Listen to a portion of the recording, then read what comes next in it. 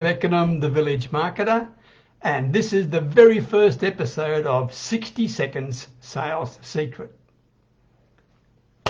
Passion. Be passionate about your business. You don't have to love everything you do in the business, right? But you better darn well be passionate about the impact you can make on people, about the difference you can make to people.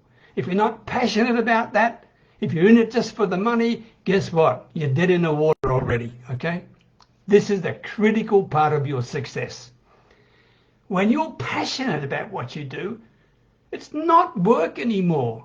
It's a true fulfillment you have in helping and serving other people. So for goodness sake, find the passion in your business if you haven't got it now. Otherwise, you will not succeed. Question for you then. When was the last time you did something passionately for the first time in your business? Think about that. And to help you a bit more, if you need some more passion in your business, message me or leave me a comment for a little video I've got called Love, Hate, Must Do. It'll help you too. Until next time, best wishes from Thailand.